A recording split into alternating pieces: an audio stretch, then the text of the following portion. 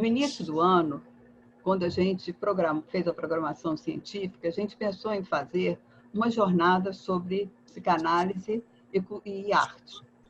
Veio a pandemia e não foi possível a gente fazer. Outro dia, conversando com a nossa comissão científica, a gente pensou o seguinte: todo mundo está falando em pandemia. E é importante falar de pandemia. Bom, nesse momento que a gente não consegue ir a um teatro, a um cinema, a um museu, seria bom a gente falar um pouquinho de arte para até dar um refresco para nós, né? Para a gente pensar em outras coisas. Hoje é um dia muito especial que a gente está fazendo a primeira vez a transmissão pelo YouTube.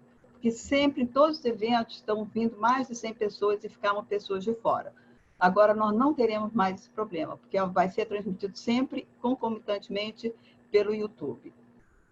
Durante a palestra do Santoro, vocês vão poder escrever pelo chat as perguntas que vocês quiserem. Por que nós convidamos o Santoro? O Santoro, além de um amigo querido, é nosso colega psicanalista e é um artista também. Nada como artista para falar sobre arte, né? Então, agradeço muito ao Santoro ter vindo aqui conversar conosco e peço a vocês, durante a palestra, irem escrevendo as perguntas, porque, ao final, a Mariângela, que é a nossa diretora científica, lerá as perguntas para o Roberto Santoro. Agora, eu vou passar a palavra para a Sueli, que é também da nossa comissão científica, que vai apresentar o Roberto. Olá, sou Sueli Balaciano, vice-diretora da Comissão Científica da Sociedade Psicanalítica do Rio de Janeiro. Hoje teremos um final de manhã e o início de tarde de sábado muito especial, inspirador e prazeroso, com a apresentação de Roberto Santoro. Arte e psicanálise, criatividade e processos de criação na obra artística e na clínica psicanalítica. Roberto vai resgatar um legado precioso a Sigmund Freud. Esse enlaçamento delicado e estético entre psicanálise, outras ciências e outros saberes, em especial com as artes nas suas mais diversas manifestações criativas. Agora eu vou apresentar as credenciais de Roberto. Haja fôlego, porque elas são imensas, intensas. Psicanalista, membro efetivo da Sociedade Psicanalítica do Rio de Janeiro. Psiquiatra, chefe de serviço de saúde mental da Sociedade Brasileira de Pediatria. Coordenador do Grupo de Trabalho de Saúde Mental da Sociedade Brasileira... Perdão. Senhor, deixa eu pegar uma pontinha aqui, tá? Eu acho que eu pulei esse. Então, vou de novo falar. Psiquiatra, chefe do Serviço de Saúde Mental do Hospital Municipal Jesus, Rio de Janeiro, coordenador do Grupo de Trabalho de Saúde Mental da Sociedade Brasileira de Pediatria. E Roberto escreveu uma variedade de artigos científicos de saúde mental infantil e artigos psicanalíticos. Escritor, publicou poesias, contos cariocas e outros tantos. Como compositor, compôs sonatas, Popular Brasileira 1, 2, 3, valsas, entre tantas, eu vou destacar uma, As Flores Machadianas. Tive o privilégio de estar presente como espectadora, lá no sítio Burle Marx, né? Interpretado, eu vou dar interpretado pela brilhante pianista Miriam Grossman. Realmente foi um evento inesquecível. Roberto, vamos iniciar o seu trabalho. Bom dia a todos. Em primeiro lugar, eu gostaria de falar da minha satisfação, do meu prazer de estar falando sobre um tema que me é tão caro para vocês, arte e psicanálise, dois temas de fundamental importância. Eu espero que isso fique claro no desenrolar do que eu vou falar. Em primeiro lugar, eu gostaria de agradecer à Comissão Científica, Mariângela Helvas, Sueli Balaciano e a presidente da SPRJ, Rosa Reis, por esse gentilíssimo convite Nós tínhamos organizado um evento de arte psicanálise, tínhamos convidado vários artistas para falar do seu processo criativo. Esse evento, infelizmente, ele não pôde acontecer por conta da pandemia e esperamos retomar esse evento mais à frente. Por que falar desse tema agora? Né? Eu pensei que eu poderia ter chamado essa apresentação de Mais Arte numa Hora Dessas, mas eu achei que não seria um título muito atrativo para o público. Mas eu gostaria, em vez de fazer uma explanação por um processo, vamos dizer, cognitivo, racional, verbal, filosófico, ou como vocês queiram chamar, eu gostaria de propor a gente fazer uma viagem, e nós temos que agradecer a nossa imaginação, a gente poder fazer uma viagem sem sair de casa, porque, infelizmente, por hora, é a única viagem que não está sendo possível. E nós vamos nos transportar para a região da Toscana, na Itália, mais especificamente para a cidade de Florença, no ano de 1350. Não é um local que seria muito agradável para se visitar pessoalmente, porque nesse ano a peste negra, a peste bubônica, estava dizimando a população da Ásia e da Europa. Calcula-se que em torno de 75 milhões a 200 milhões de pessoas morreram por conta dessa grande pandemia. E lá em Florença, nessa época, um escritor estava preparando furiosamente aquele livro que seria sua obra-prima. Nós estamos falando de Giovanni Boccaccio, que escreveu, nessa época, o Decameron. O Decameron é uma coleção de 100 novelas que é contada, essas 100 novelas são reunidas por intermédio de uma história moldura. Essa tradição das histórias coletadas, né, numa grande coletânea, como história de moldura, é muito antiga, desde a Índia, passando pelas Mil e Uma Noites, né? Você contava uma história, você criava uma história que servia de moldura e de explicação para as várias histórias que iam sendo contadas. E no Decameron, o Boccaccio fez o seguinte, ele contou a seguinte história no livro dele, uma história fictícia. 10 jovens, 7 moças e 3 rapazes se reúnem por acaso numa igreja nesse período em que a peste bubônica estava dizimando a população de Florença. Na primeira parte do livro, o autor descreve em detalhes a situação caótica que estava ocorrendo na cidade. As pessoas estavam morrendo numa quantidade, numa rapidez tão grande que você não tinha quem as enterrasse. Todas as instituições sociais simplesmente acabaram, porque todas as pessoas que, vamos dizer assim, mantinham a lei, a ordem na cidade, morreram. E a cidade foi tomada por um caos total, em que você tinha vandalismo, você tinha, enfim, grupos que estavam extrapolando todas as medidas. Ele descreve basicamente esses 2 grupos, né? Pessoas que se entregavam totalmente aos prazeres desenfreados de todas as formas e pessoas que se entregavam ao fanatismo religioso, nos 2 grupos principais que lidavam. E esse terceiro grupo desses jovens resolve uma solução muito melhor. Eles resolvem se recolher a uma vila nos arredores de Florença para se isolar da pandemia e tentar sobreviver com esse isolamento. E, a partir daí, eles vão, então, para essa vila e lá eles estabelecem uma nova sociedade, uma sociedade ordenada em que você tem uma série de regras de convivência, uma série de regras de educação, de etiqueta que estão sendo mantidas. E dentro dessa sociedade ordenada, essas pessoas, esses jovens, eles têm também diversões para passar o tempo. Então, eles cantam, eles dançam, eles fazem poesia e também eles contam histórias. A cada dia, cada um deles tem que contar uma história. Então, são 10 histórias por 10 dias, daí o nome Decameron. E, com isso, esses jovens sobrevivem à pandemia. O escritor também. O escritor sobreviveu à pandemia.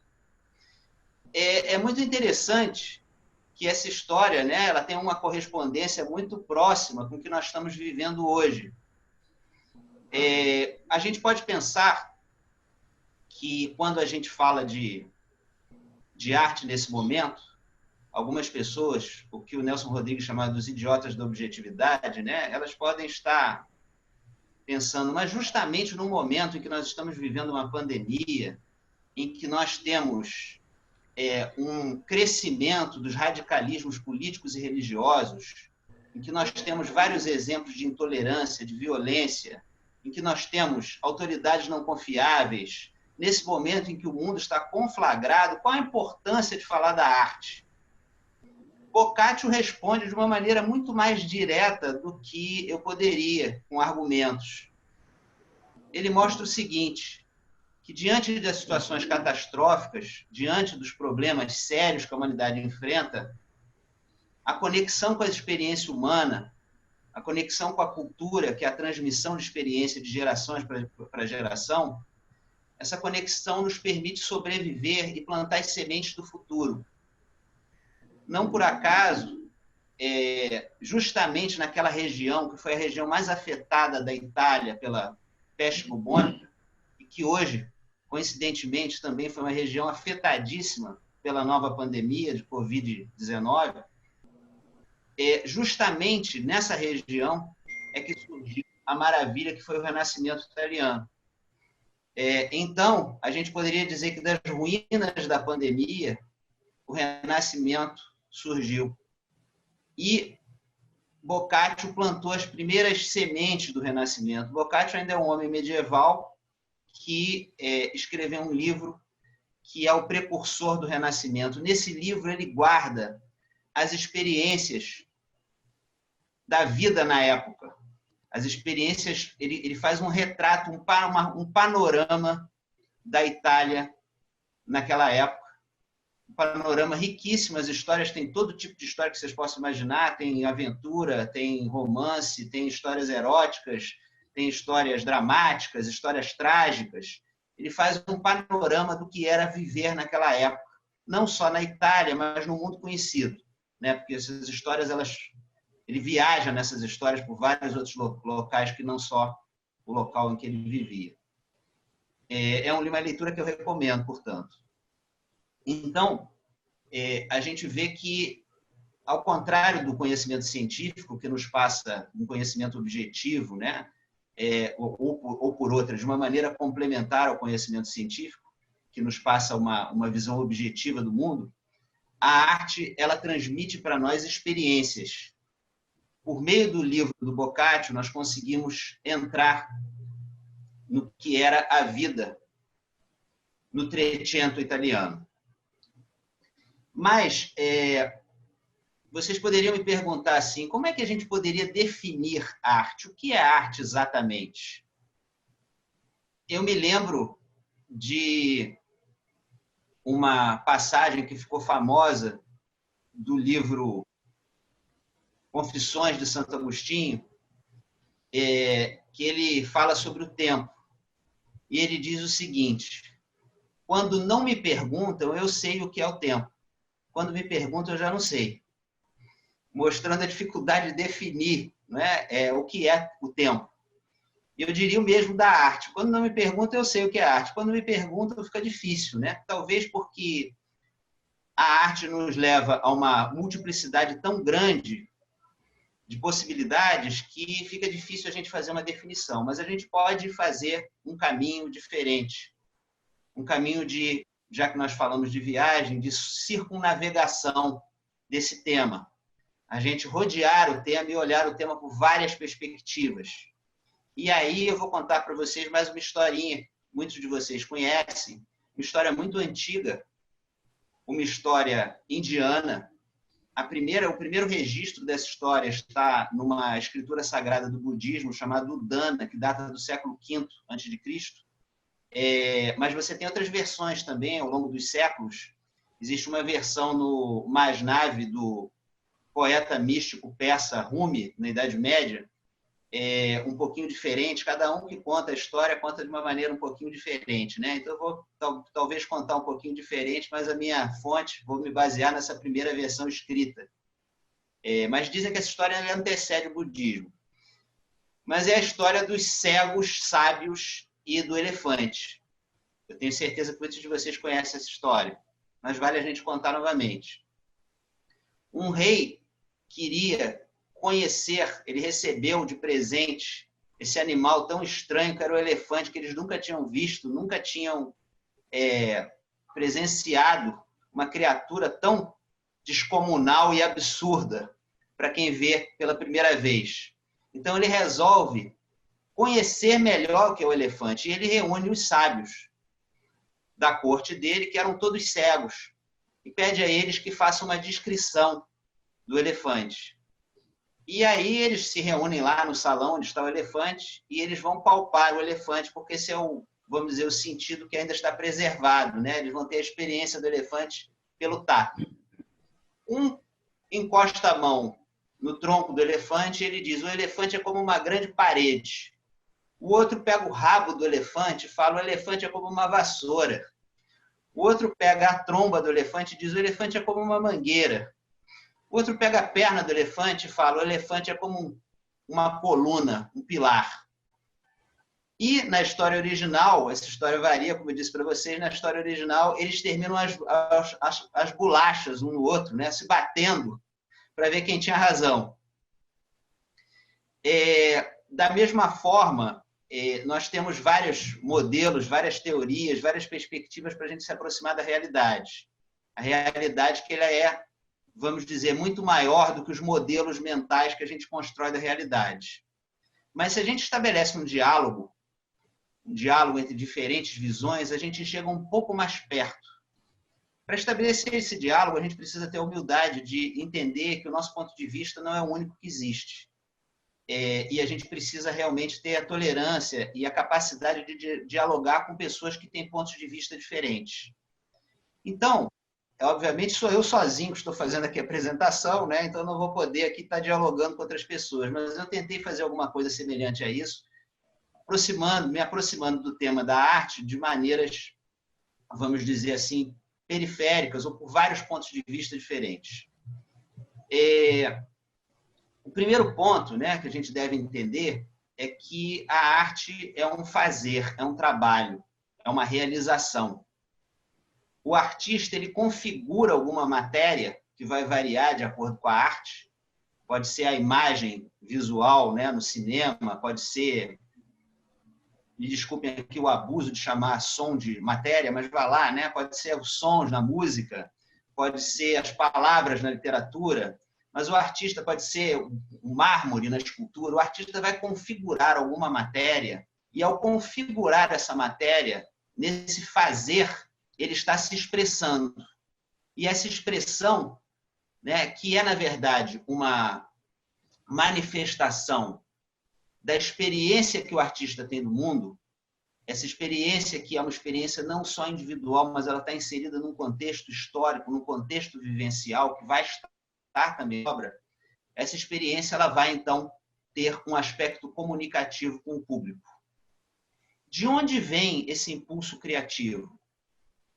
O psicanalista D.W. Winnicott achava que era primária, a criatividade era primária, que não havia, ela não podia ser reduzida a uma outra coisa. E ele falava mais, ele falava que a criatividade não é exclusiva do artista, que você pode levar uma vida criativa.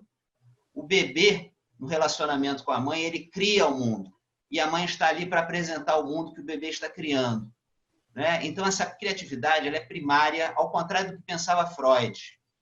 O Freud ele faz uma explanação do que ele pensa que é a criação artística num artigo de 1911 chamado Formulações sobre os dois princípios do funcionamento mental.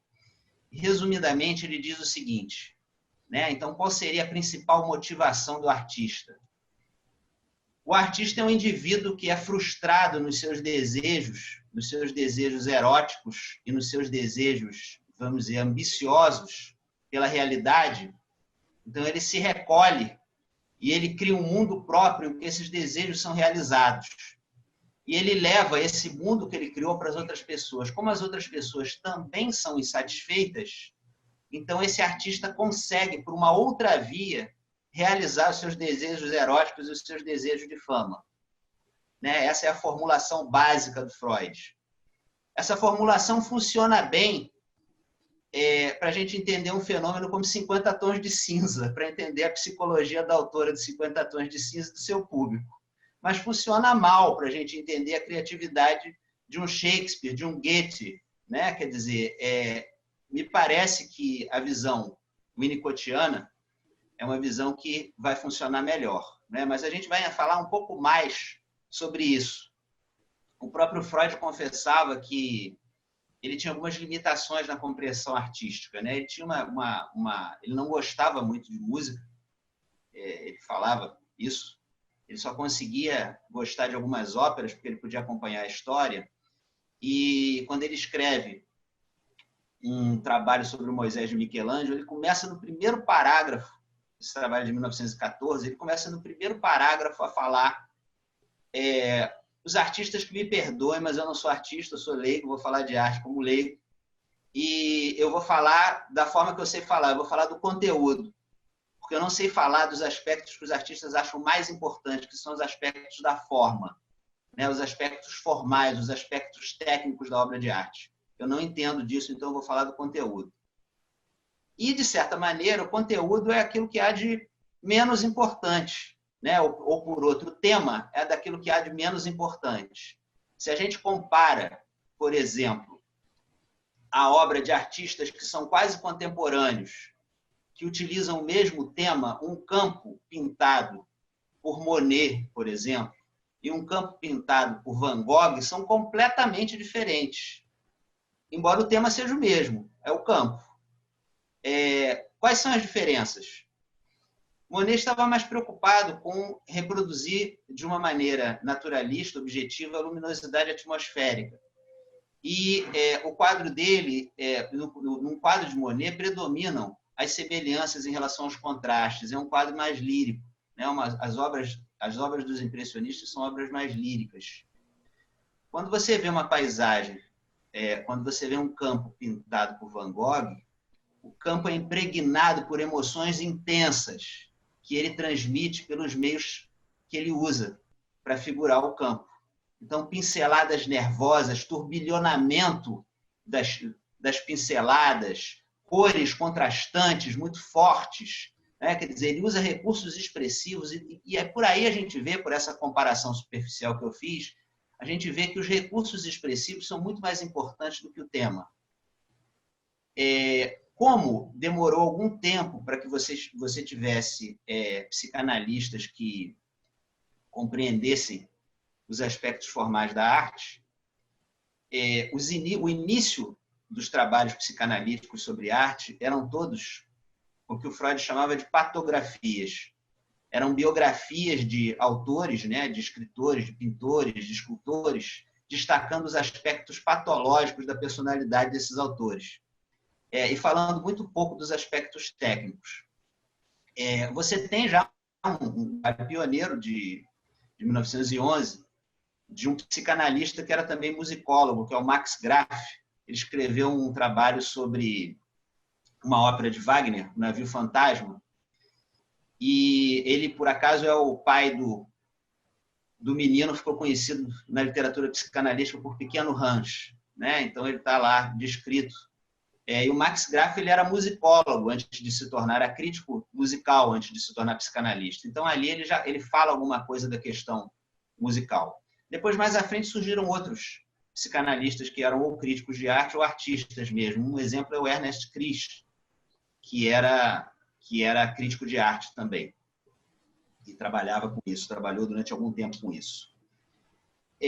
Mas o que vale a gente pensar? Né? Então, nós precisamos, para que a gente fale sobre arte, nós precisamos entender como é que a arte se comunica com o seu público.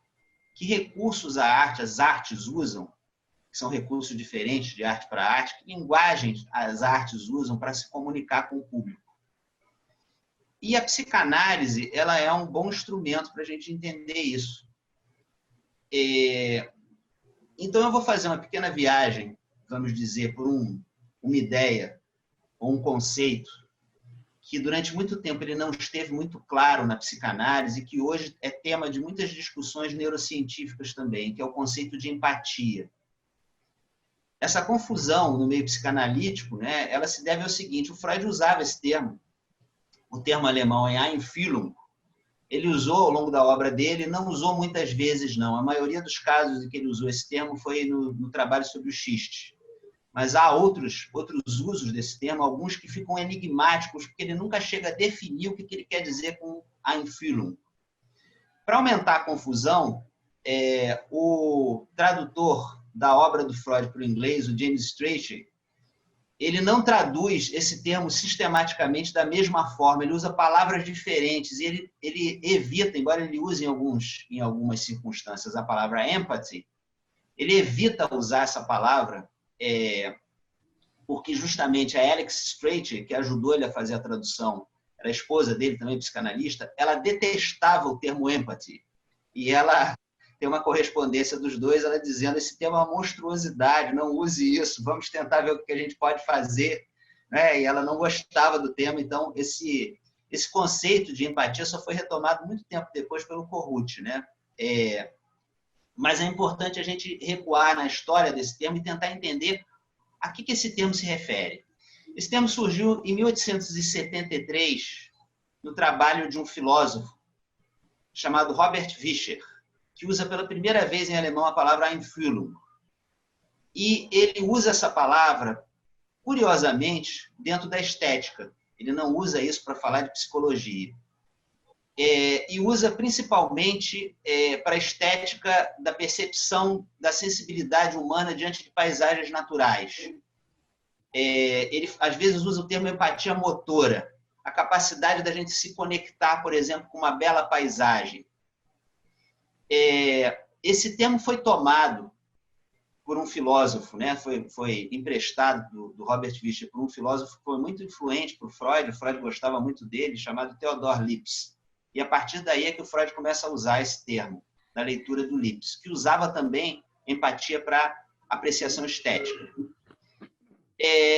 O que esses autores queriam dizer com isso? Né? Eu acho que uma das formulações mais interessantes é de uma autora que escreveu um livro sobre o belo, alguns anos depois da publicação do... Assim, o primeiro autor que traduziu a Einfühlung por empathy foi um psicólogo inglês chamado Edward Titchener.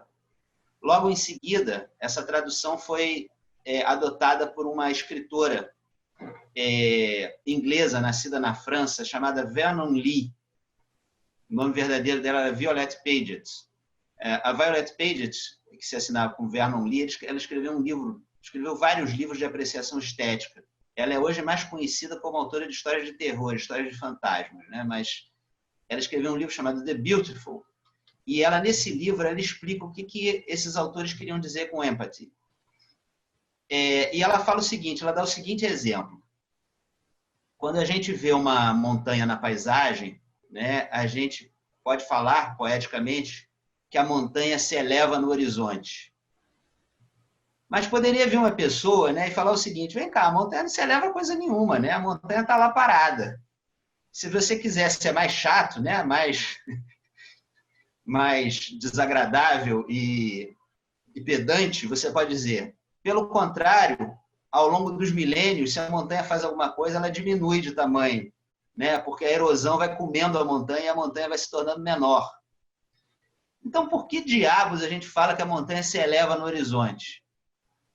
É porque, na apreensão do fenômeno montanha, quando a gente apreende a montanha, a gente apreende junto com a montanha o movimento que a gente faz para abarcar a montanha. Nós elevamos a nossa cabeça para ver a montanha. Então, essas coisas elas são apreendidas juntas. E era isso que ele queria dizer, né, com empatia motora. Que nós temos uma tendência inconsciente de entrar em sintonia motora com os fenômenos que a gente está recebendo pelos órgãos dos sentidos. quando a gente começa a entender isso, a gente começa a ver que é menos enigmático o uso dessa palavra pelo Freud. Mas o Freud considerava empatia, me parece, né, por vários textos dele, a capacidade de você, consciente, de você se colocar no lugar da outra pessoa. Essa ideia, obviamente, ela não surge com o Robert Wiesel. Essa ideia é muito anterior e usavam outras palavras para isso, né? Por exemplo, simpatia. O Schopenhauer usa a palavra alemã Mitleid, compaixão, né? O Schopenhauer dizia que a base dos sentimentos éticos, da moral, sistemas morais, é o sentimento de compaixão, é a capacidade da gente sentir a dor da outra pessoa como se fosse nossa, que ele considerava um fenômeno enigmático. Ele não conseguia explicar por que isso acontecia. Ele conseguia entender que o ser humano era egoísta, mas ele não conseguia entender por que o ser humano sentia a dor de outra pessoa, às vezes que ele nem conhecia, e se sentia mobilizado a fazer alguma coisa para aliviar essa dor. Ele dizia que essa era a base dos sentimentos morais, era uma base afetiva dos sentimentos morais. Mas como é que a gente pode entender esse processo todo de empatia?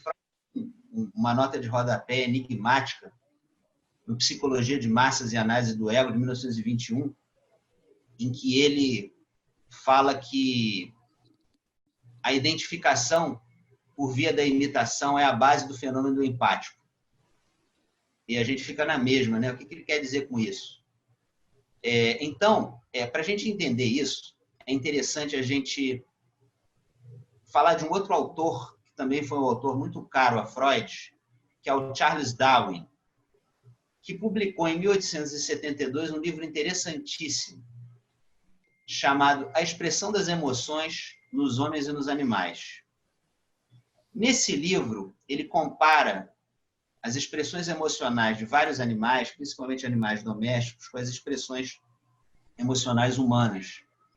E ele chega à conclusão, ele mostra que você tem muitas analogias entre essas expressões. Na verdade, ele usa isso para provar a teoria da evolução, né? Que nós temos expressões emocionais muito parecidas com os animais. Esse livro ele foi polemizado por muitos autores das ciências sociais, da antropologia e da sociologia. E a grande questão era a seguinte: afinal de contas, a expressão das emoções que nós temos, ela é uma expressão aprendida ou ela é inata?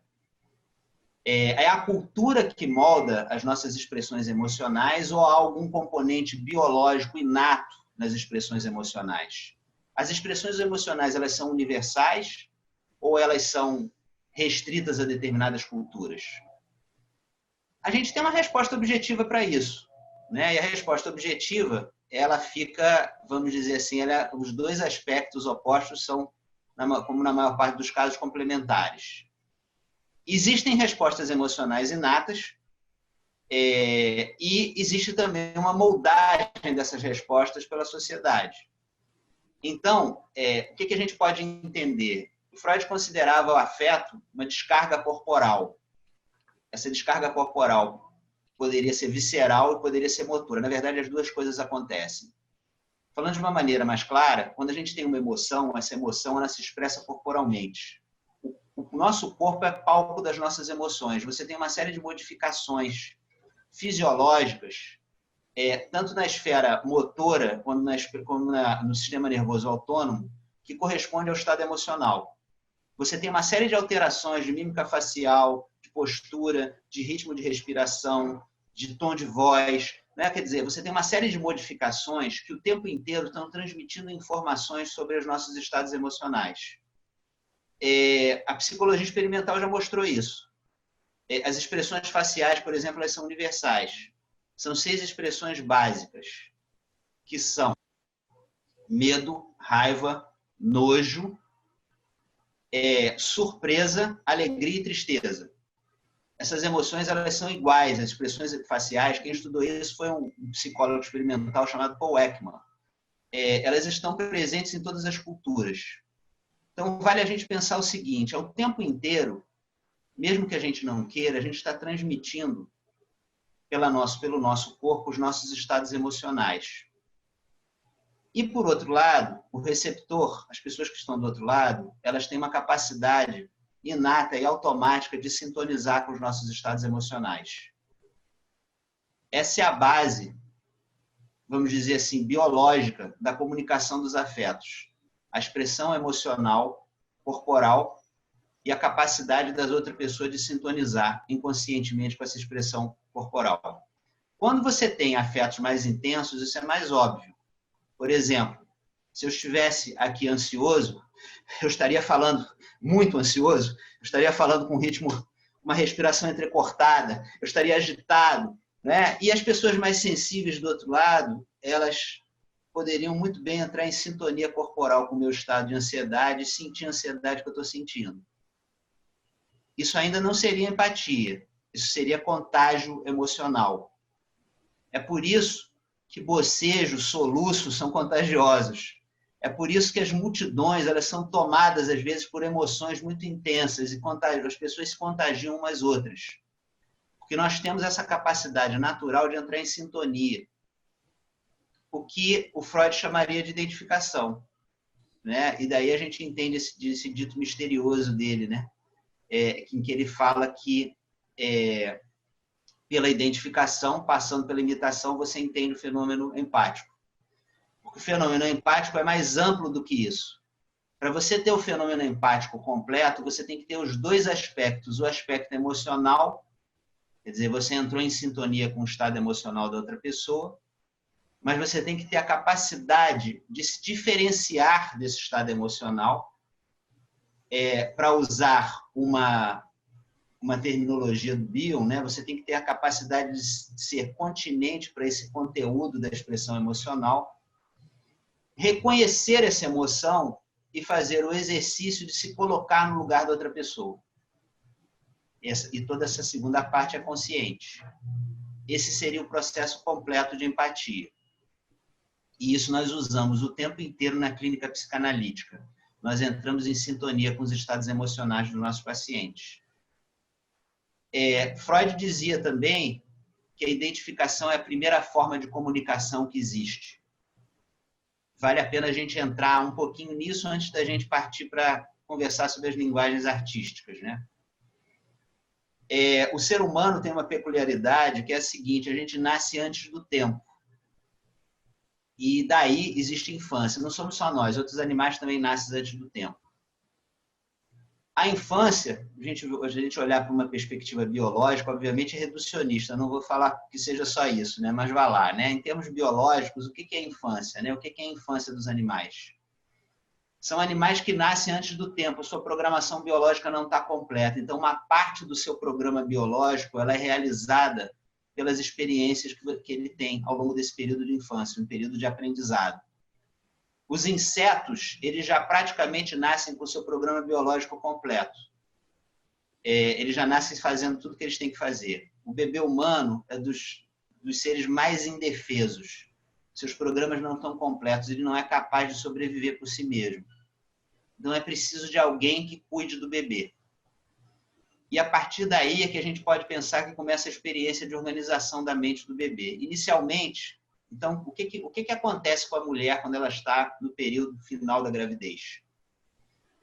Ela começa a ter o seu campo de interesses restrito, ela começa a ficar cada vez mais voltada para um campo de interesses muito restrito para se preparar para um período de absorção completa que o seu bebê vai precisar. Né? Essa é uma preparação que acontece na maior parte das vezes por via natural, acontece naturalmente. E, ao mesmo tempo, a sensibilidade empática aumenta de uma maneira exponencial. Isso aí, provavelmente, por uma série de alterações biológicas. Né? Todo mundo quem não viveu isso, né, já ouviu falar das mulheres grávidas que ouvem uma história emocionante e choram, né, e se percebem assim, muito sensíveis às emoções. Porque justamente a única via de comunicação que ela vai ter com o bebê é essa capacidade de se identificar com o bebê e sentir o que o bebê está sentindo. O bebê não fala. Né? Então, quando o bebê nasce, a mãe, suficientemente boa, para usar uma terminologia do Winnicott, né, ela tem essa capacidade de entrar em sintonia empática com o seu bebê, e aí o processo empático é completo. Ela precisa entrar em sintonia emocional com o bebê, essa sintonia que se dá por esse aspecto corporal, expressão de afetos, sintonização com o estado corporal, e ela precisa, ao mesmo tempo, manter a capacidade de diferenciação. Senão, o que acontece? A mãe chora junto com o bebê. Não é? Se você não é capaz de se diferenciar, isso pode acontecer. Né? Mulheres que têm experiências traumáticas, né? Que guardam cicatrizes difíceis, né? Principalmente dos períodos iniciais da vida, em que você ainda não tem uma lembrança, mas que isso fica como uma cicatriz emocional, elas podem se desorganizar por conta desse processo de identificação com o bebê. Né? Então, a mãe precisa, ao mesmo tempo, sintonizar com o estado corporal do bebê e se diferenciar e perceber o que o bebê está precisando para fazer o que ele precisa. É claro que todos esses processos são processos de tentativa e erro, né? Quer dizer, esse encaixe não é completo, às vezes a sintonia se desfaz para depois se refazer, mas a mãe suficientemente boa é capaz de transitar sobre essas incertezas desse período. Uma vez eu encontrei um casal numa reunião social e eles me falaram uma coisa que me preocupou muito. Eles me falaram o seguinte: está muito difícil cuidar do nosso bebê, a gente só vai se sentir tranquilo quando ele falar, porque a gente não entende nada. A gente só vai entender quando ele for capaz de falar. Logo, se dá para ver, né, nessa situação, que esses pais eles tinham muita dificuldade de conexão empática com o bebê. Esse canal ele estava fechado.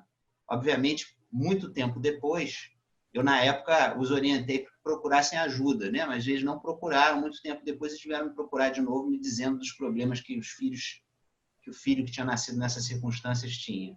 Infelizmente, nós não podemos prevenir, né, o desenvolvimento desses problemas. Mas, então, esse processo, né, esse processo de sintonia é um processo automático. Ele não está sempre presente. A gente, às vezes, pode estar com esses canais abertos, às vezes, pode estar com esses canais fechados. Há pessoas que têm mais facilidade para isso. E aí vem um detalhe interessante, que é o seguinte: o movimento de empático, ele passa por um movimento também de introspecção, porque o termômetro do estado afetivo da outra pessoa somos nós mesmos. Então, as pessoas que têm um canal de autopercepção dos seus estados emocionais fechados, elas não conseguem ser empáticas. Porque, como eu falei antes, né, a pessoa entra em sintonia com o estado emocional da outra pessoa e o impacto acontece no seu, vamos dizer assim, na sua vida emocional. Se você não tem a capacidade de olhar para dentro, né, isso o Kohut falava, né, os dois movimentos de empatia e introspecção, você não consegue fazer esse processo completo. Você não consegue perceber os estados emocionais das outras pessoas.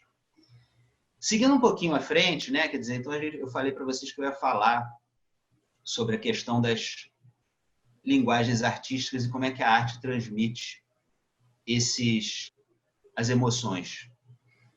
A arte transmite as emoções porque na moldagem dessa matéria que o artista usa, né, nessa moldagem estão expressos os seus movimentos emocionais. E a pessoa que é espectadora, ela é capaz de sintonizar com esses processos emocionais. Mas nós precisamos entender que muitas das artes, elas usam linguagens não verbais. Essas linguagens não verbais, a gente às vezes se dedica pouco a entendê-las, né? A gente fica muito na questão verbal. A psicanálise, ela passou por uma evolução muito grande, em que a psicanálise inicialmente, que era uma arte interpretativa e que ficava muito no nível do verbal, ela foi incluindo aspectos mais primitivos, anteriores à capacidade de verbalização. E com isso, a gente teve uma grande evolução. E hoje nós temos uma psicanálise mais completa, que abarca esses dois aspectos, os aspectos, vamos dizer assim, do universo sem palavras, né, da vida emocional ainda anterior às palavras, e os aspectos da verbalização. Para a gente entender essa questão das linguagens não verbais, a gente precisa voltar lá à organização da mente do bebê. Né? Inicialmente, pelo ponto de vista do bebê, a mãe e o bebê são indiferenciados.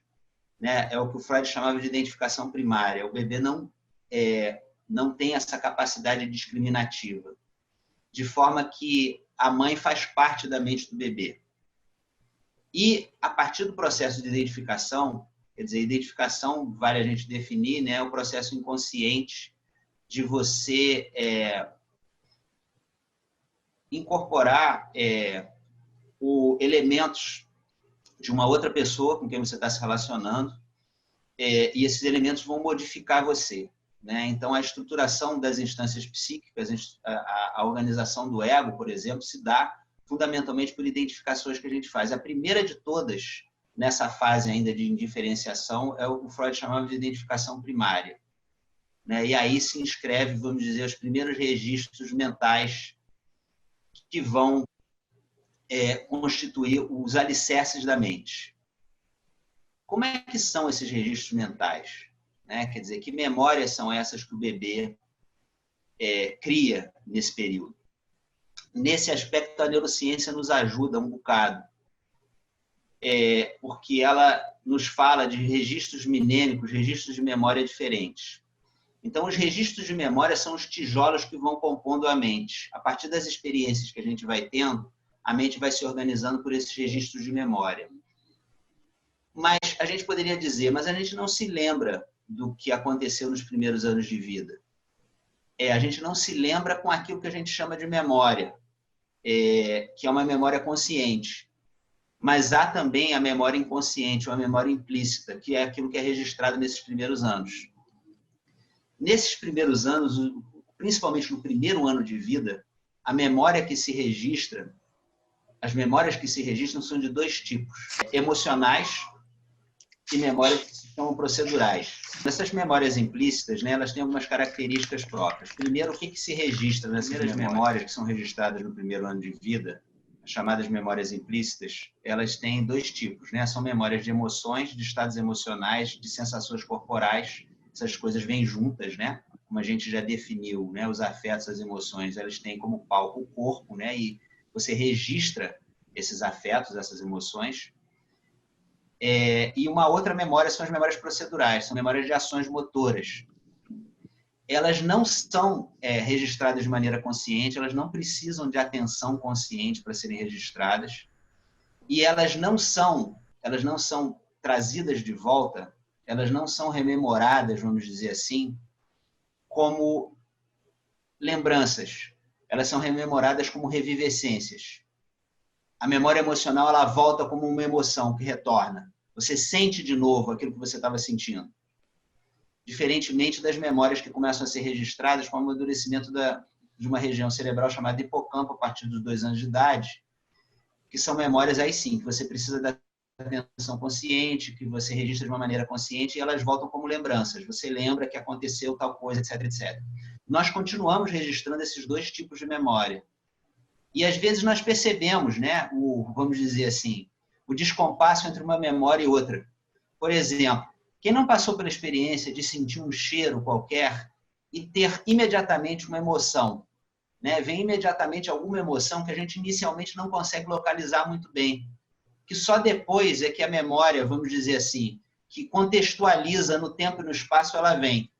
Essas memórias, elas continuam sendo registradas de maneiras diferentes, mas o bebê só tem esse tipo de memória.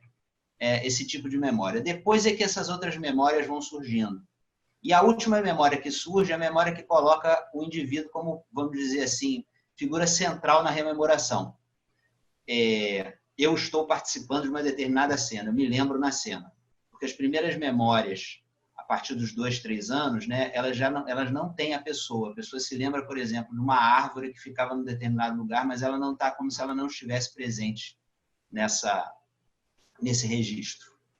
Então, essas memórias, né, o Freud falava de representações. O Freud dizia que a mente era composta por 2 elementos, que ele chamava de representação, fostélamo e cota de afeto. Affectsbetrag, né? Você só entende o que o Freud quer dizer como representação quando a gente vai num trabalho pré-psicanalítico dele, de 1891, um trabalho sobre as afasias. Então, o que ele chama de representação exatamente? Ele chama de representação registros de memória, de experiências que a gente tem. E ele fala que os primeiros registros de memória são registros de memória de objetos, né? O que ele chamava de representação coisa.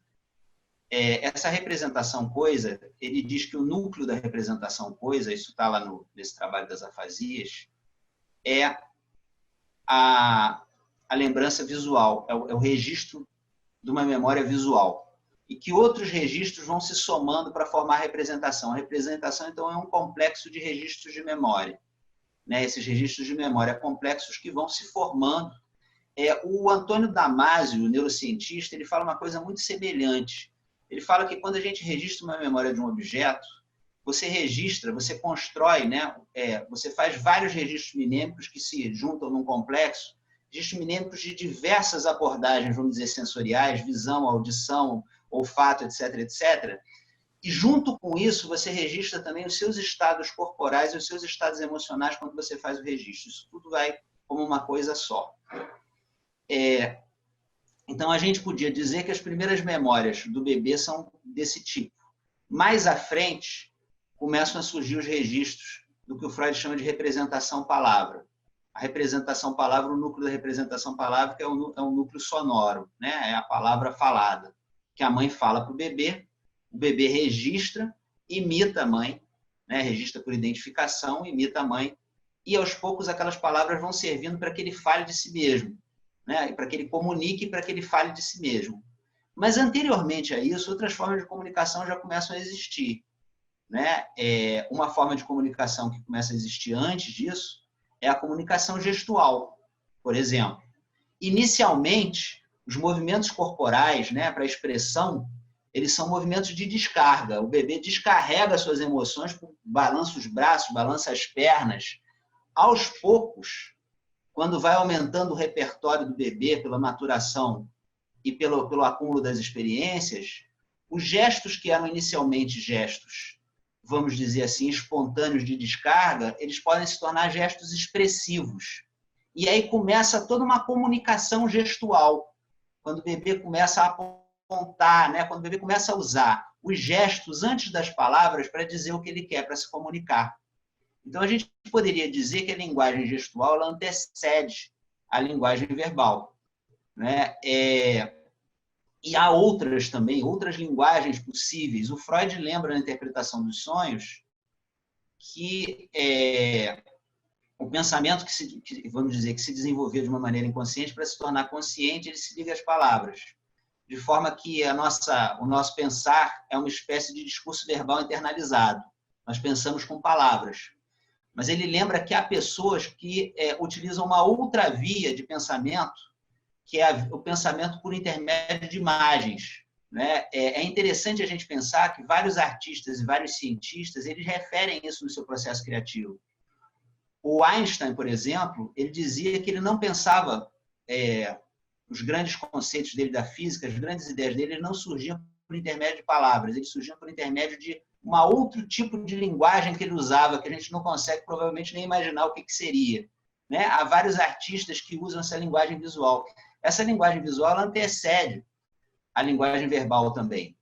E a linguagem visual é a linguagem visual que nós regredimos quando nós sonhamos. Então, os sonhos eles comunicam por intermédio de uma linguagem visual, que tem regras e maneiras de expressão muito diferentes da linguagem verbal. Então, há uma série de linguagens, né, que antecedem linguagens não verbais, linguagens de forma, que antecedem a linguagem verbal. E é interessante a gente pensar que, mesmo a linguagem verbal, ela surge para descrever experiências corporais, inicialmente, e ela surge muito mais próxima, né, de um aspecto de uma linguagem conotativa, quer dizer, aberta para vários significados, aberta para os significados simbólicos, do que para uma linguagem denotativa, uma linguagem mais técnico-científica, que só vem depois. É interessante a gente pensar que nas civilizações a poesia antecede a prosa. Os primeiros escritos humanos, os primeiros registros escritos, as primeiras obras de arte na literatura, elas são obras poéticas, em que as palavras elas estão, vamos dizer, indo além da sua função denotativa. Elas são usadas para representar imagens, né, como metáforas, um sentido muito amplo, se referindo a uma gama de significados, muitas vezes usadas pelo seu sentido do som e pela sua expressão rítmica também, né? Então, esses outros componentes estão presentes na poesia e na linguagem, vamos dizer, literária, que vão para além da linguagem denotativa. E se a gente não entende isso, a gente tem muita dificuldade de entender literatura, de ler poesia, por exemplo. A gente consegue abrir a palavra poética para, vamos dizer assim, uma expressão mais ampla que não é só o aspecto denotativo da linguagem. Isso surge antes. A criança usa a linguagem de uma maneira muito diferente do adulto nesse sentido. Mas vale a pena a gente, a partir disso, né, que a gente começa a entender, então, como é que se dá essa comunicação. Nós estamos falando dessas linguagens formais. A maior parte das artes se comunica, então, por essas linguagens formais, e elas têm uma comunicação direta. Então, por exemplo, nas artes plásticas, na pintura, são os ritmos, os contrastes, as semelhanças que transmitem esse conteúdo afetivo. Na música, a mesma coisa, né? E esses ritmos, esses contrastes, essas semelhanças, essa estrutura formal é que transmite os aspectos emocionais da arte. Que você tem como para apreciação artística, você precisa entrar em sintonia direta com esses aspectos formais da arte. Você sente o afeto, mas você não é só isso que você precisa. Você precisa também, como no processo empático, manter uma mente que é capaz de conter a experiência e refletir sobre a experiência. Porque senão, mais uma vez, você é contaminado, vamos dizer assim, pela emoção, e você não tem um processo de vivência da experiência completa. Mas a gente vai falar mais sobre isso quando a gente falar do James Joyce, que tem uma formulação muito interessante. Eu acho que vale a pena a gente falar sobre uma ideia fundamental do Winnicott, que ajuda a gente a entender o fenômeno artístico, que é essa ideia do espaço transicional e do objeto transicional. Então, né, a partir da observação de bebês, o Winnicott viu o seguinte, né, que muitos bebês eles escolhiam um objeto que eles tratavam de uma maneira muito diferente. Pode ser um paninho, pode ser um boneco, pode ser, enfim, vários objetos que o bebê escolhia. E ele, a partir daí, cria uma teorização que seria o seguinte: esses objetos escolhidos pelo bebê, eles seriam fundamentalmente uma manifestação da criatividade do bebê e seriam também um espaço intermediário entre o que está dentro e o que está fora. É um encontro, é um terreno transicional entre o mundo interno e o mundo externo.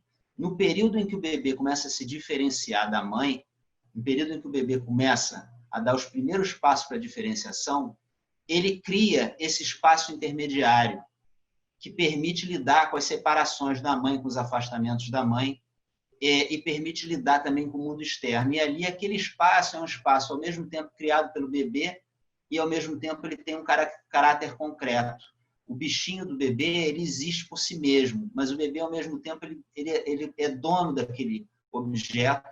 E essa área toda é uma área intermediária. A partir dessa área intermediária, né, desse espaço, o Winnicott chamava espaço transicional, ele postula que toda a criatividade humana, né, que toda a arte, o brincar da criança, ele ocorre exatamente nesse espaço, um espaço intermediário entre o que está dentro e o que está fora. Isso ajuda a gente a entender todo esse processo criativo, né? Então, uma obra para o artista é alguma coisa que está dentro e está fora, né? Ele ali está expressando, ao mesmo tempo, a experiência que ele tem do mundo, ele está expressando a sua interioridade e ele está, ao mesmo tempo, se encontrando com o mundo, vamos dizer, quando ele manipula o aspecto concreto da obra, né? A matéria que ele vai usar para criar a obra.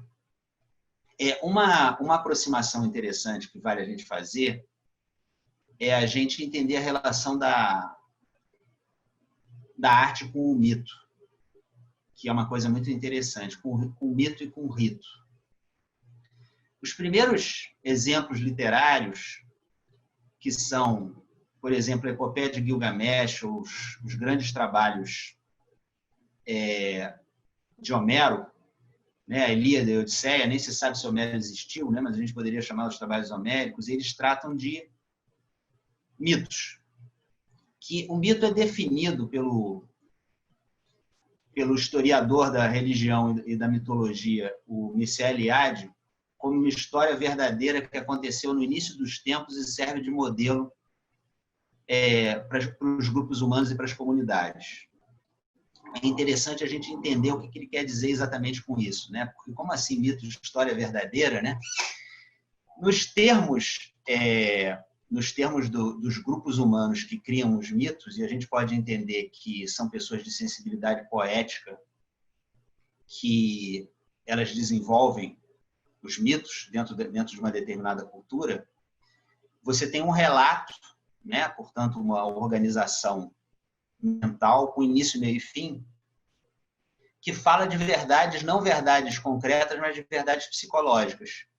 Falam da maneira como uma determinada comunidade lida com a realidade, lida com os impulsos que essas pessoas têm, lida com o entorno social em que eles vivem e serve de modelo de identificação para outras pessoas. Aos poucos, esses mitos, né, que também são atuados como ritos, os ritos religiosos são atuações dos mitos. Você, então, revive essas histórias periodicamente nos ritos e descarregando seus afetos ali naquela história, porque você acredita que o mito é verdadeiro, que você está reencenando histórias que aconteceram no início dos tempos que deuses viveram, né? E com isso você cria um espírito de comunhão com a comunidade, você cria uma possibilidade de identificação, uma maneira de lidar com o mundo externo, né? Aos poucos, esses ritos e mitos eles vão se desmitologizando, eles vão se desritualizando e vão se aproximando, vamos dizer assim, do que a gente chama de arte. Esse processo é muito claro no desenvolvimento do teatro grego, no século V a.C., né? Porque o teatro ele surge de ritos, justamente, chamados de ritos dionisíacos, né? Em que havia todo esse componente, né, de uma história real, que eles acreditavam uma história real, que estava sendo reproduzida com uma descarga muito intensa de emoções e envolvimento total. Aí vejam o que o teatro grego faz. A partir de um caminho de desenvolvimento, essas histórias elas não são mais revividas. Essas histórias elas acontecem num palco, o membro da comunidade se torna plateia, observa de fora, e essas histórias são realizadas, são escritas por autores. E esse membro da plateia ele vai avaliar e julgar essas obras que são exibidas. Havia uma competição teatral para ver quem era o melhor escritor, o que melhor representava aqueles mitos. Então, a partir daí, do mito e do rito, surge a arte, né? Que justamente tem esses elementos, a capacidade de você entrar em sintonia emocional com a obra que está sendo apresentada, mas a capacidade de você se manter também como um continente daquela vivência que você está tendo, criando aquilo que o poeta inglês Coleridge chama suspension of disbelief. Vejam que nos mitos e nos ritos as pessoas acreditavam mesmo que aquilo ali estava acontecendo com alguma conexão com forças sobrenaturais. Já na arte, a gente suspende a descrença, né? E mantém ao mesmo tempo a capacidade de entrar no processo artístico e ao mesmo tempo a capacidade de olhar de fora, conter aquela vivência da arte. E aí se dá o processo completo, em que você, por intermédio, vamos dizer assim, da obra artística, você vive uma experiência estética. A experiência estética, que vale a pena a gente também falar um pouquinho sobre isso, né? Quer dizer, vamos aí falar sobre alguns pensamentos de alguns escritores e filósofos em relação a isso, que ajuda a gente a compreender melhor esse processo. Nós chegamos a falar um pouco sobre a questão da identificação, né? Quer dizer, identificação na estruturação da mente, como a identificação é importante para a gente organizar a mente humana. A identificação faz parte, a gente já deixou implícito, do processo de apreciação da arte. É o processo em que a gente entra em sintonia com a obra de arte, né? E a gente, então, consegue, por esses recursos expressivos formais que o artista imprime à sua matéria, a gente consegue sentir essas emoções que são transmitidas pela obra, né, que o artista imprimiu na matéria, né, na matéria que ele deixou sua marca, e que se transmitem para a gente por uma linguagem, portanto, resumindo, por uma linguagem formal, pelas formas. Para entender a arte, a gente precisa entender as linguagens formais em que as artes são ditas, mas há também uma sintonia imediata. A gente é capaz também de sintonizar imediatamente. Bom, vale a gente estender um pouquinho mais sobre essa questão do processo de identificação. E eu vou fazer também uma pequena viagem aqui, vou convidar vocês a fazer uma pequena viagem.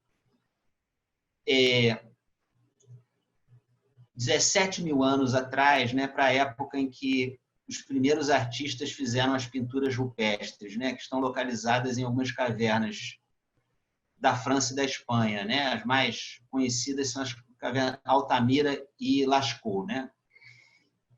A minha amiga, a artista Feigo Strover, que era artista e também teórica da arte, ela teve um grande privilégio.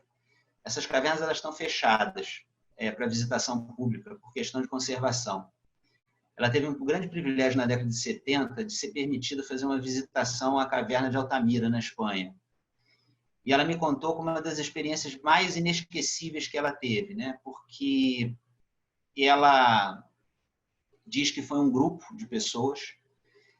Essas pinturas eram feitas na profundidade das cavernas. As pessoas tinham que andar muito e muito fundo para chegar a essas... Na verdade, não são propriamente pinturas, né? Eles usavam vários materiais ali que eles tinham à mão, né? São barros e etc, etc. Mas eles fizeram um acesso mais próximo para que as pessoas cheguem de maneira mais fácil, não precisa passar por vamos dizer, por uma caverna tão longa assim.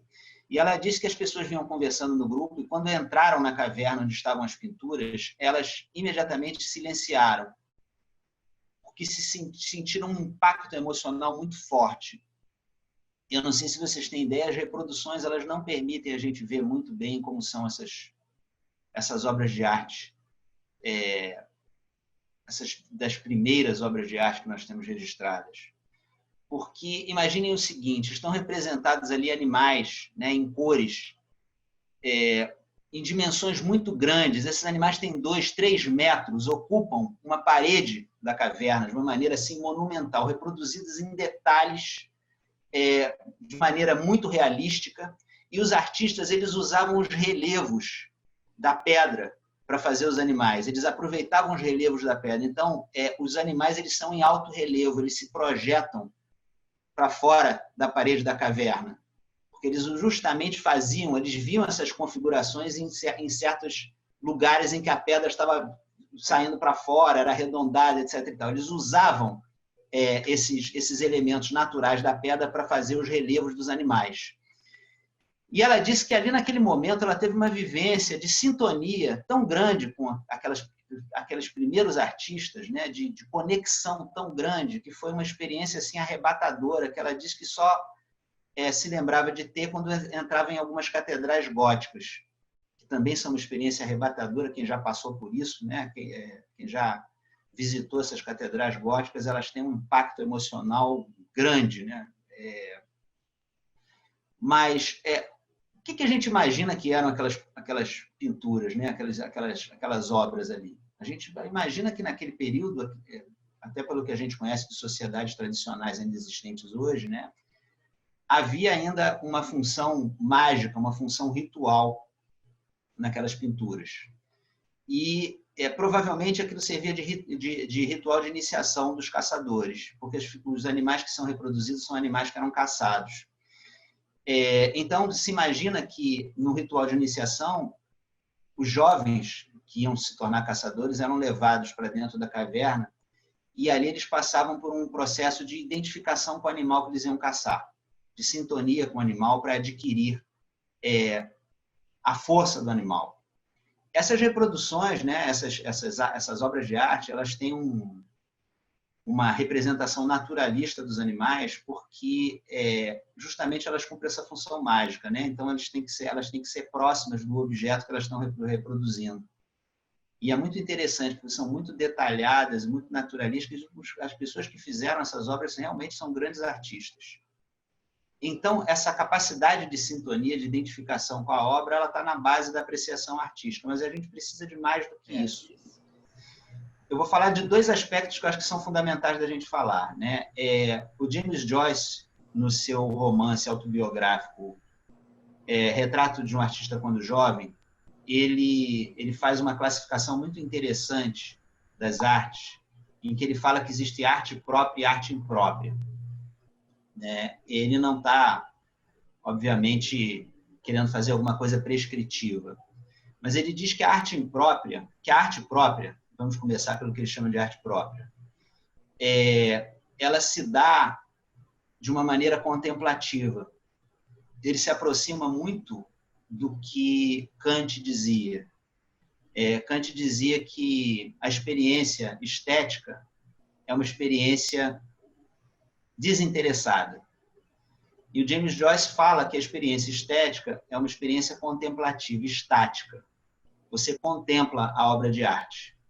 Veja uma semelhança daquele processo que eu falei para vocês, né, que nós precisamos, ao mesmo tempo, para apreciar a obra de arte, sintonizar com o estado emocional, mas conter a experiência, observar aquilo que a gente está realmente vivenciando ali, para que a gente una os aspectos intelectivos aos aspectos afetivos, para a gente fazer um quadro completo. Ele dizia que existiam duas formas de arte imprópria, o que ele chamava de arte didática e de arte pornográfica. O que ele chamava de arte pornográfica é a obra de arte que estimula os desejos do espectador, de uma maneira que isso rompa o efeito estético. O desejo por você fazer alguma coisa em direção a alguma coisa que você almeja, não necessariamente só sexual. Então, por exemplo, a publicidade seria, para James Joyce, uma arte pornográfica. Ela incita o desejo de você consumir alguma coisa. A arte didática seria aquela que incitava a ojeriza, a repugnância. Toda a arte engajada que rompe o efeito estético estaria dentro dessa categoria, né? Em que o artista, em lugar de fazer o espectador vivenciar o efeito estético, ele está fazendo uma propaganda de alguma coisa no sentido, vamos dizer assim, de provocar horror em relação a alguma outra coisa. Eu recentemente tive a oportunidade de rever alguns filmes do Eisenstein, o Encoraçado Potemkin e o Alexander Nevsky. E, embora eles sejam realmente obras-primas do cinema, o Alexander Nevsky tem cenas muito marcantes e uma trilha sonora belíssima do Prokofiev. Ele é um filme que ele peca porque ele tem alguns aspectos que o James Joyce chamaria de didáticos. Ele faz uma propaganda, e olha de quê, né? Uma propaganda do comunismo stalinista, incitando ódio em relação a grupos religiosos, incitando... Então, eu acho que é uma obra desequilibrada. Há outras que têm problemas ainda mais sérios, né? Os filmes da Leni Riefenstahl, por exemplo, né? O Triunfo da Vontade e Olímpia, que são, apesar de ter cenas belíssimas, uma apologia do nazismo, ou um filme também que é difícil da gente assistir hoje, que é o filme do D.W. Griffith, O Nascimento de uma Nação, que é uma apologia da Ku Klux Klan. É um filme abertamente racista. Então, são obras assim problemáticas e que têm esse problema de romper o efeito estético. A gente poderia dizer que tem uma outra forma de romper o efeito estético. Vamos pensar, então, no seguinte, nessa divisão de mente que o Freud fez com o ego e o id, né, de ego, id e superego, né, que a gente vai chamar, vamos usar uma outra terminologia, né, que na obra de arte estão representados os impulsos, as emoções do artista, estão representados está representado o contato com a realidade, a percepção da realidade externa, estão representados os valores do artista e da cultura. Esses elementos eles estão sempre juntos. E eles vão, de acordo com a tendência estilística do artista, predominar um elemento ou outro. Há também na obra de arte os aspectos técnicos, né? O ofício da arte, os aspectos que você aprende para você poder transmitir o que você quer transmitir. Então, nós falamos de duas possibilidades, né, que o James Joyce falou, de rompimento do efeito estético. Uma pela incitação do ódio, outra pela incitação, vamos dizer, do desejo. Portanto, você tem um rompimento do efeito estético pelos aspectos afetivos, né? Vamos dizer assim, pelo polo do id. Você pode ter um rompimento do efeito estético também quando você coloca elementos, vamos dizer assim, morais na obra de arte, que inviabilizam a comunicação estética e passam a ser uma espécie de propaganda de alguma coisa. Há uma outra forma de você romper o efeito estético, que é algo que a gente poderia chamar do academicismo, em que você não coloca os elementos, vamos dizer assim, afetivos propriamente, porque você está reproduzindo um estilo acadêmico, você está reproduzindo alguma coisa que é muito mais forma do que conteúdo, ou por outra, a forma ela não serve para representar um conteúdo das vivências do artista. Ela se torna um formalismo vazio. E para terminar, eu vou falar de duas coisas. O primeiro é o seguinte, são as 3 principais tendências estilísticas que têm a ver com o predomínio desses elementos que a gente falou antes. Na arte está figurado, claro, a arte está figurada não só a individualidade do artista, mas também o contexto em que ele vive, o mundo em que ele vive. Você tem os estilos de determinadas épocas, para mostrar isso, mas há também a individualidade do artista. Você tem basicamente 3 tipos de estilo, Essa classificação não é minha, é da Feiglstrober, Você tem um estilo naturalista, que está mais próximo do polo da percepção, está mais próximo do que você percebe, da realidade externa. Você tem um estilo idealista, em que está mais próximo do ideal, em que você generaliza e abstrai as formas para uma forma mais ideal. E você tem um estilo expressionista, os estilos expressionistas, ou melhor dizendo, os estilos expressionistas, em que o polo da manifestação afetiva é mais intenso. E nesses estilos expressionistas você tem mais, vamos dizer assim, distorção das formas.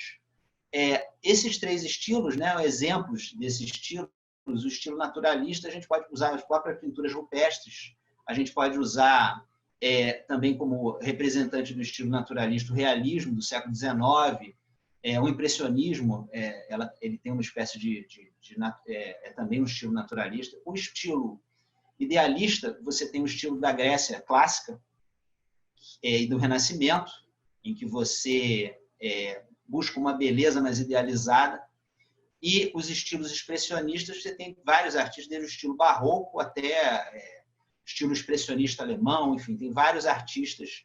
Então, dependendo desses estilos, e dessas manifestações dos artistas, você tem ênfases em determinados polos dessa vivência que o artista coloca na obra.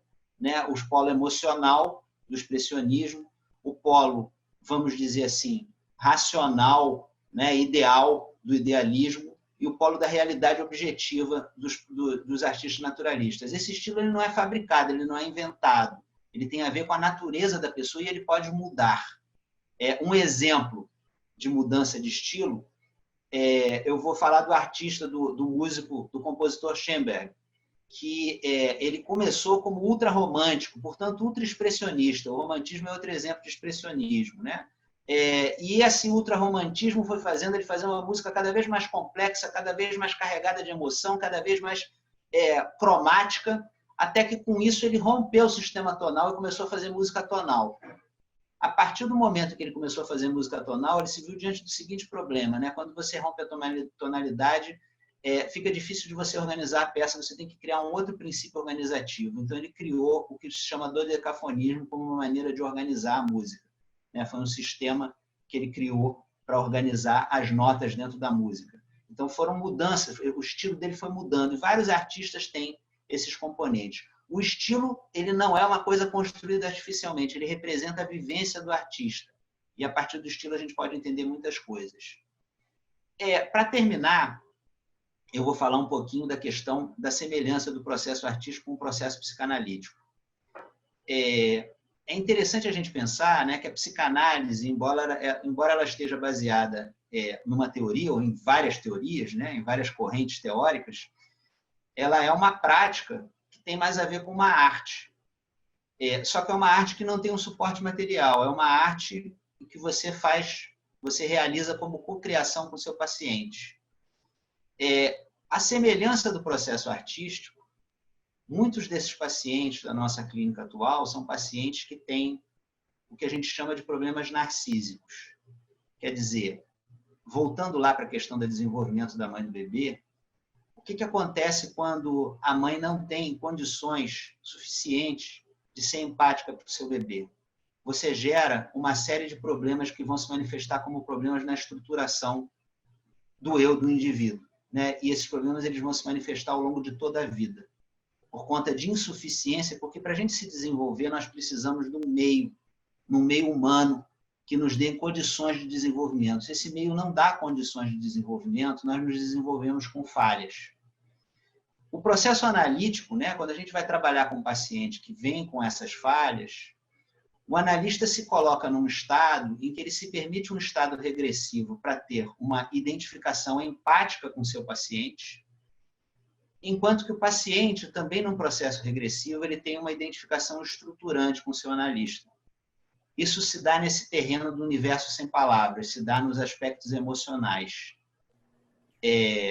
Os aspectos, vamos dizer assim, cognitivo-verbais, eles vêm como aspectos complementares no processo analítico. Mas a base do processo analítico é uma base emocional e, para mim, ela está nesse processo da capacidade empática do analista de entrar em sintonia com o paciente e do processo regressivo do paciente que faz com que ele também se identifique com o seu analista. A partir disso, essas falhas, de alguma maneira, elas podem ser, não totalmente, mas pelo menos em parte, corrigidas, né? Essas falhas estruturais que o paciente tem. Isso é muito parecido com o processo que eu descrevi para vocês sobre da criação e da apreciação artística. Claro que aí não há um suporte material de criação, mas há uma cocriação do psicanalista junto com o paciente de novas possibilidades vivenciais, de abertura de horizontes para esse paciente que está sendo tratado. Obviamente, a gente vai usar também depois uma compreensão da área que dá para fazer isso, né? Você se lembra que as primeiras vivências elas não são verbalizáveis porque você ainda não tem palavras. Elas se dão, vamos dizer, só na área emocional e elas retornam como revivescências de emoções. Portanto, elas fazem parte de um universo interno que é desprovido de palavras e não é verbalizável.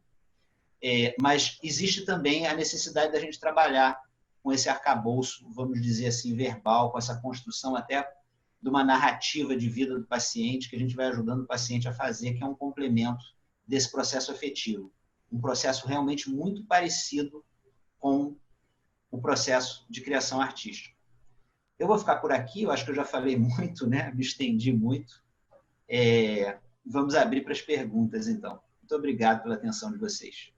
Obrigada, Roberto. É sempre um grande prazer te ouvir. Nós temos bastante comentários aqui agora de como a sua palestra está sendo interessante e a Mariângela agora vai trazer as perguntas para você ir respondendo. E quem tiver mais interesse de fazer, ainda dá tempo de fazer algumas perguntas. Vamos ver qual é a possibilidade do Roberto de atender as perguntas. Vamos aguardando as perguntas. Tem uma primeira comentário aqui da Sueli, que ela falou: Roberto, você corrobora a máxima freudiana, que os artistas têm um acesso privilegiado a outra cena do inconsciente. E ela está perguntando que assim que o artista ele sempre antecipa o psicanalista, assim também? Ele teria também esse acesso privilegiado? Você quer que eu pergunte todas ou você vai respondendo? Eu acho que eu vou respondendo. Uma pergunta muito boa, obrigado pelo comentário, seria uma pergunta muito interessante, né? A gente vê, às vezes, prefigurado em algumas obras de artistas, algumas ideias que foram surgir depois na clínica psicanalítica, muito depois, né? Mas é importante a gente entender que o processo criativo do artista é um processo intuitivo. E, às vezes, o artista ele não sabe muito bem do que ele está falando. Ele sabe só se a obra está na medida ou não. É interessante, né, que quando eu vou escrever ou compor uma peça, o critério que eu uso não é estar certo ou não, né, mas é estar justo ou não, estar na medida ou não. A gente vai fazendo várias revisões das peças, né, até que a gente sinta que não, agora está bom. Existe um trecho muito interessante da entrevista. Tem um livro, aliás, que eu recomendo muito. Um livro de entrevistas que o Truffaut fez com Hitchcock.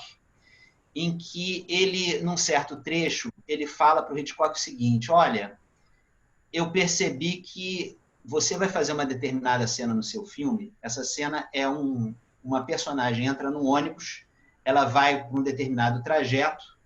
Quando ela chega no destino, ela vê uma cena impactante, terrível, e ela volta nesse mesmo ônibus, né? Então ele mostra o ônibus indo e o ônibus voltando. E o Truffaut percebeu que quando o ônibus vai, a fumaça do ônibus é clara. A fumaça que o ônibus solta é clara. E quando o ônibus volta, a fumaça que o ônibus solta é escura. Vejam que interessante, né? Porque o artista estava representando ali o estado afetivo da personagem pela fumaça do ônibus. Né? Um estado afetivo carregado quando ela volta. Né? A atmosfera se escureceu pela vivência que ela teve. E o Truffaut pergunta: é isso mesmo? Você fez isso propositadamente? Hitchcock falou: sim, eu fiz isso, eu quis que a fumaça fosse clara e quis que a fumaça fosse escura. Por quê? Porque assim ficava melhor. Ele não sabe, né? Muitas vezes o artista não sabe porque ele coloca aquele elemento ali daquela maneira, mas ele sente que aquele é o elemento adequado. Então é um saber intuitivo, né? Enquanto que o saber do psicanalista, quando a gente... Na hora da clínica, não. Na hora da clínica, a gente deixa nossos conhecimentos todos implícitos. A gente vai lá e vive a experiência com o paciente. Mas depois, quando a gente vai formular, né, a gente reflete e a gente pode formular de uma maneira, vamos dizer assim, teórica, aquelas vivências que a gente teve na clínica. O artista nem sempre faz isso. Há alguns artistas que têm essas duas dimensões. Por exemplo, né, a Fay Gostroba, que eu tive o grande prazer de aprender muito com ela, ela tinha dimensão. Ela era uma grande artista e era também uma grande teórica da arte. Ela era uma pessoa que refletia sobre o processo artístico. Mas há outros artistas que não têm esse aspecto. Roberta, a gente também tem uma pergunta aqui do YouTube. Fátima Coutinho, ela está falando: você também entende que o ócio favorece a criatividade? É interessante, né, que o Ariano Suassuna, ele tem uma peça chamada A Farsa da Boa Preguiça. Não sei se vocês conhecem. Aliás, o Ariano Suassuna tem um livro interessantíssimo de introdução à estética que eu recomendo. O Ariano Suassuna era um grande escritor brasileiro, né? E esse livro de apreciação da estética, ele faz ele dava aula de estética na universidade, né? Ele faz uma introdução à estética clássica e discute algumas coisas de uma maneira pessoal bem interessante, realmente eu recomendo. Mas A Farsa da Boa Preguiça é o seguinte: ele compara a preguiça de um sujeito que vivia explorando as pessoas, o trabalho dos outros, não trabalhava, né? Um grande lá, coronel lá do Nordeste, com a preguiça do poeta, né? O que se chamava de preguiça. É interessante que o Leonardo da Vinci, falando nessa questão de preguiça, ele foi contratado por um convento, né? Melhor dizendo, um mosteiro, para fazer uma pintura na parede do refeitório. E existia lá um monge lá que era responsável por dar acesso do Leonardo da Vinci a esse refeitório. E ele fazia um relatório ao superior dele sobre o progresso do trabalho do Leonardo da Vinci. E ele fez um relatório, né, fez vários relatórios reclamando que o Leonardo da Vinci entrava no refeitório, ficava sentado olhando para a parede e não fazia nada. Vários dias ele entrava e ficava olhando para a parede e não trabalhava. Era um vagabundo, né? Era um ocioso. A pintura é a última ceia. Quer dizer, o idiota da objetividade não conseguia perceber que o Leonardo da Vinci estava trabalhando mentalmente o que ele ia fazer na parede, né? Ele já estava elaborando o trabalho dele. Não sei se eu respondi, né? Essa questão do ócio, nesse sentido, sim. Você precisa ter um tempo livre. Você precisa se abrir para a possibilidade da criação. Se você tem se você está o tempo inteiro ocupado com coisas do dia a dia, você não consegue criar, sem dúvida. Agora a gente tem uma pergunta aqui do Sebastião Salim. Bela apresentação de quem conhece o assunto. Parabéns. Pergunta: a apreciação de uma produção artística não nos leva a uma interpretação do seu inconsciente que tem muito de nós mesmos? Com certeza. As grandes obras de arte, elas são abertas. Elas são de múltiplas possibilidades de interpretação. Isso não quer dizer que todas as interpretações são certas, né? há pessoas que podem ter interpretações idiosincráticas que não correspondem à obra ou que o artista quis transmitir, né? Então, mas toda obra de arte, é interessante, inclusive, que essas interpretações múltiplas se dão com a gente mesmo, né? A gente, às vezes, pega um livro ou vai ouvir uma música que a gente já ouviu no passado e a gente sente de uma maneira completamente diferente, vê aspectos que a gente não tinha visto antes. Então, esse diálogo intersubjetivo entre o artista e o seu público, essa transmissão de experiência, ela depende muito, obviamente, do universo vivencial de quem está apreciando a obra. E ela vai variar de acordo com o momento também que a gente está vivendo, com o nosso desenvolvimento como seres humanos, né? A grande obra de arte ela é aberta a múltiplas interpretações e ela é sempre rica em possibilidades novas. Olha, tem muitas perguntas, hein? Marcial Câmara perguntando: o conteúdo é menos importante na interpretação, né? O conteúdo é menos importante do que a vivência interpessoal? Com certeza, o conteúdo é menos importante. A gente deu um exemplo, né? Quer dizer, a questão do conteúdo, ela às vezes você pode comparar na arte, a gente pode comparar, por exemplo, uma ressurreição de Cristo de um Matthias Grünewald, que é uma explosão de luz, uma representação de um Piero della Francesca, né, de Jesus saindo do túmulo, né, um Jesus majestoso, monumental, né? O tema é o mesmo. A representação é completamente diferente, usando meios completamente diferentes. A Vera Benchimol está perguntando: poderia falar mais um pouco sobre o efeito estético e a relação analítica? Quando se romperia esse efeito estético nessa relação? Muito interessante. Eu tenho a impressão, né, que nós todos vivemos, como a mãe com o bebê, na análise, momentos de conexão e desconexão, né? E a gente tem que estar preparado para isso. E há momentos também do processo analítico que são mais ricos e outros menos ricos, né?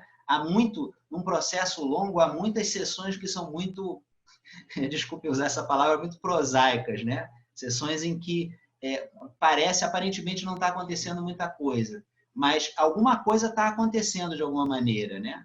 Há também a possibilidade do analista estar desconectado, quando ele está envolvido por questões pessoais, quando ele está tomado por problemas, quando ele está tomado por intenções que podem atrapalhar muito, né? Quer dizer, vocês veem a semelhança daquilo que o Bion falava de escuta sem memória e sem desejo, com essa espécie de contemplação desinteressada que faz parte do efeito estético. Né? Se a gente está tomado por uma intenção, a gente distorce a possibilidade de estar acolhendo o paciente de uma maneira isenta. Não, às vezes as pessoas confundem neutralidade com distanciamento emocional, né? A neutralidade psicanalítica está mais próxima do que a gente poderia chamar de isenção, né? De você se permitir ali um espaço em que você não está definindo nada, em que você não sabe. Nós tivemos uma palestra no canal da SPRJ, do nosso colega Arnaldo Schuster, sobre a capacidade negativa, né?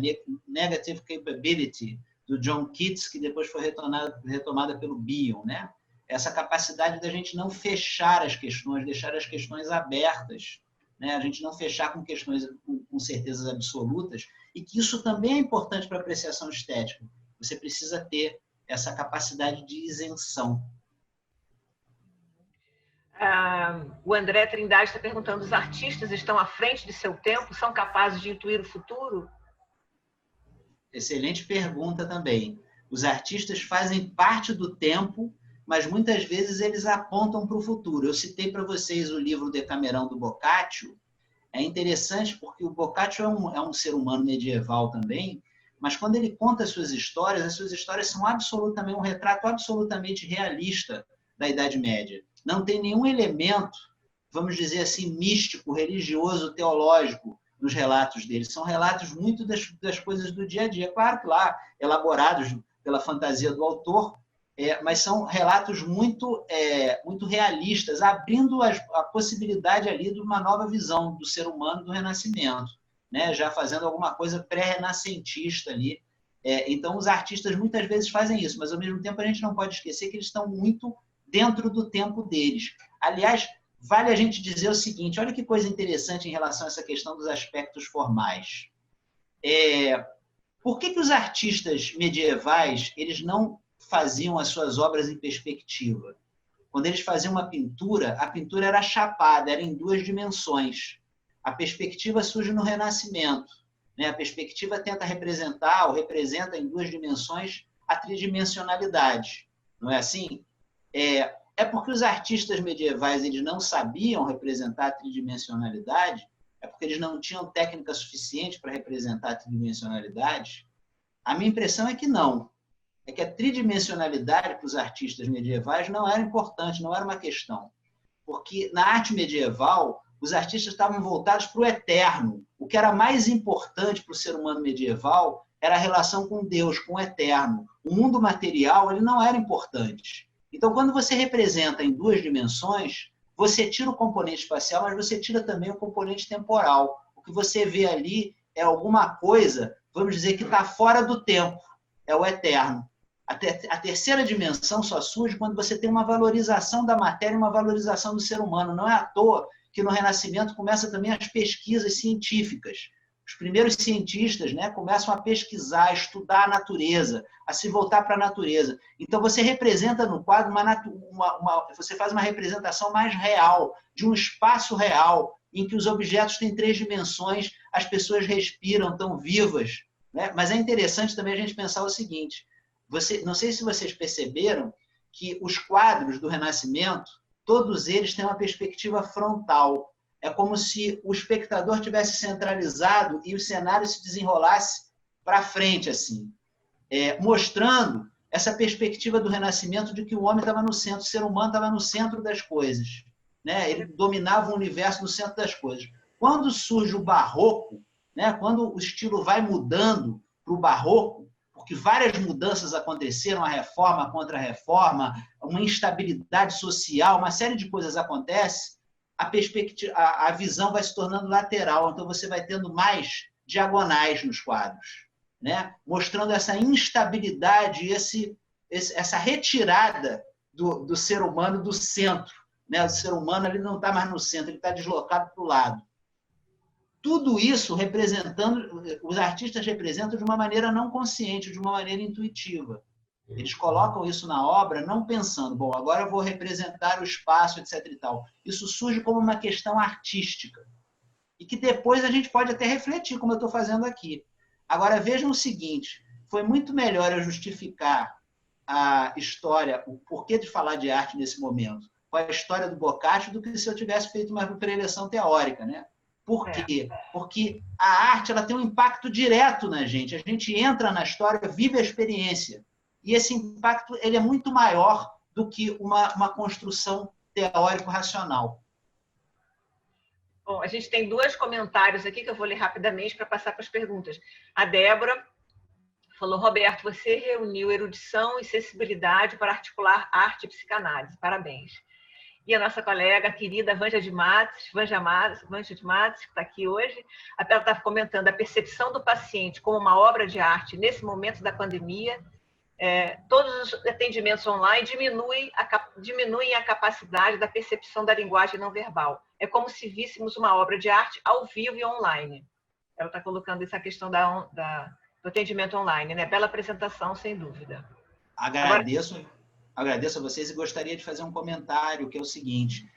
Esses atendimentos online estão sendo muito difíceis para todos nós, porque justamente esse componente da conexão direta que a gente faz no contato presencial, ele está faltando. Então, nós temos que fazer um esforço tremendo de manter essa conexão com os pacientes. Não só por isso também, porque essas vias, elas às vezes se desconectam, há um delay nas coisas que são ditas, nas expressões. Então, a gente está fazendo um esforço. Eu termino o meu dia de atendimento exausto. Eu não sei se vocês estão tendo essa mesma experiência.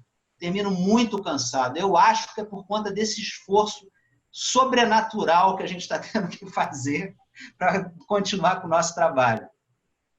Tá, a Fernanda Soares está perguntando, parabéns, Roberto, pela apresentação. Você acredita que o analista se permitir vivenciar essa criatividade, a arte na própria vida, isso o tornaria um analista mais intuitivo com o processo terapêutico do paciente? uma coisa importante da gente pensar, né? Quer dizer, a nossa educação é toda voltada para uma educação cognitivo, racional, verbal. Nós não temos educação nas linguagens não verbais. A gente não tem uma educação na linguagem visual, na linguagem musical. Nós não somos iniciados nisso. Quem vai buscar isso vai buscar por interesse próprio. Então, nós vivemos um problema muito sério na nossa cultura, porque eu acho que até que a sensibilidade natural das pessoas, ela com o tempo ela vai atrofiando, né? Se você não tem um contato próximo com essas outras formas de linguagem de comunicação, você vai perdendo a capacidade de se conectar e até pior, você vai começando a imaginar que o mundo é só, vamos dizer, um mundo que pode ser descrito de uma maneira verbal, racional, né? E você ignora uma parcela enorme da realidade. Eu acho que a arte é uma maneira de educação da sensibilidade. Você pode usar a arte como uma forma de educação da sensibilidade, de educação desses outros aspectos que tem mais a ver, a gente poderia dizer assim, simplificando, né? Que nós temos duas formas de abordagem do mundo.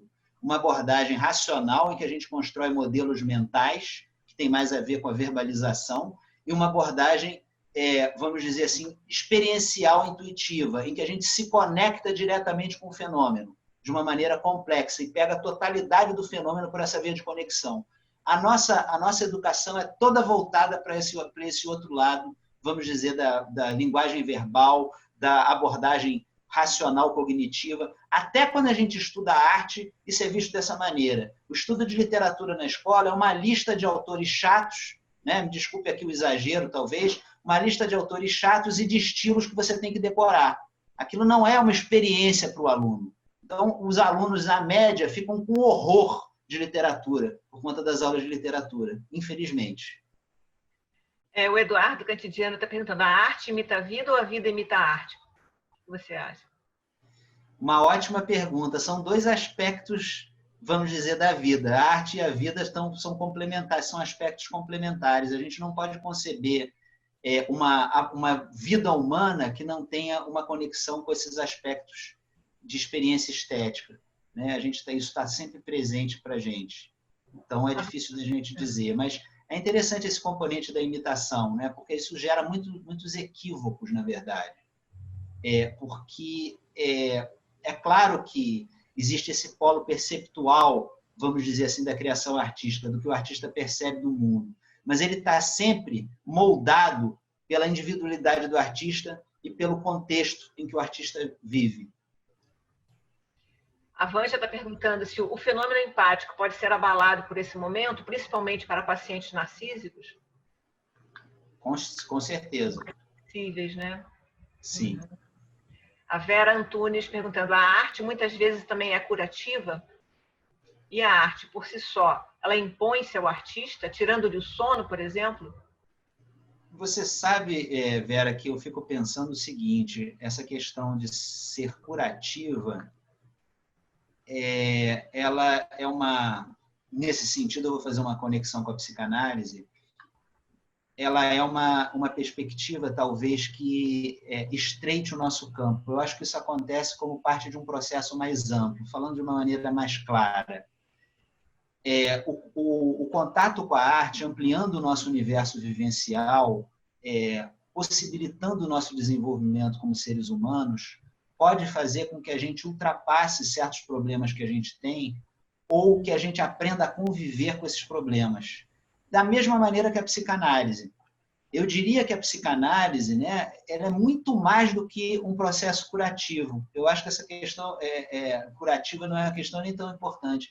A psicanálise é um processo de desenvolvimento pessoal, né? E nesse desenvolvimento pessoal, nessa possibilidade da pessoa ter uma experiência vivencial mais ampla e se desenvolver, e desenvolver suas potencialidades, algumas coisas, alguns problemas que a pessoa tem, elas vão ficar para trás, né? A pessoa vai ultrapassando esses problemas e ela vai ficando... Mas se a gente vai com essa intenção curativa, né, isso acaba atrapalhando o processo, eu acho. Na arte também, né? A arte que tem uma proposta assim, ela acaba se tornando, correndo o risco de se tornar uma arte didática. Bom, olha, como tem 21 mensagens, eu acho que eu vou resumir um pouco as perguntas, tá? Vou colocar as perguntas. Quer dizer, a Elizabeth Parente, ela faz um comentário, mas ela faz uma pergunta que, num contexto de desafeto à cultura, de que forma o pediatra pode interferir na percepção dos pais e das crianças sobre o poder da arte no ato de cuidar? Olha, eu acho que essa é uma pergunta fundamental, né? E eu vou dizer que eu fico muito feliz de ter colegas pediatras assistindo também, porque o papel do pediatra é importantíssimo. Hoje, são profissionais que estão investindo no futuro, literalmente, né? Trabalhando com crianças e adolescentes. E, num tempo em que as pessoas estão muito perdidas, né? São também referências para essas crianças e adolescentes e podem plantar muito boas sementes. Eu tenho a impressão que o pediatra pode intervir diretamente, já intervém pela própria pessoa, né? Pelas próprias pessoas dos pediatras. Os pediatras ainda mantêm uma medicina cada vez mais tecnificada, né? Mais impessoal. Infelizmente, a medicina está avançando para isso. Os pediatras ainda mantêm esse contato próximo com as famílias e com seus pacientes. E esse é um campo muito rico para a gente ter o desenvolvimento da sensibilidade das famílias para aspectos, vamos dizer assim, que não são esses aspectos objetivos, desafetivizados da vida. Eu acho que o pediatra pode contribuir muito, inclusive com sugestões diretas, né? Com sugestões para equilibrar essa educação das crianças, com sugestões para ampliar o contato das famílias, dos pais com os filhos, né? Para valorizar os aspectos afetivos das relações, para além dos aspectos técnicos. Hoje em dia, há pais que colocam o filho para fazer curso de inglês com bebê de 6 meses ouvir inglês. Eu não sei se vocês já viram isso. Coisas verdadeiras aberrações, né? Distorções muito graves. Aliás, é uma distorção grave que, essa é uma ideia também da Feiglstroff, é uma distorção grave que separa o fazer artístico, o trabalho do artista, do fazer do dia a dia, da criatividade do dia a dia. Porque só numa sociedade em que o trabalho é mecanizado e perde esse valor de realização pessoal, que você pode criar arte como se fosse um passatempo do fim de semana, desconectado da realidade e que, no fundo, não é trabalho.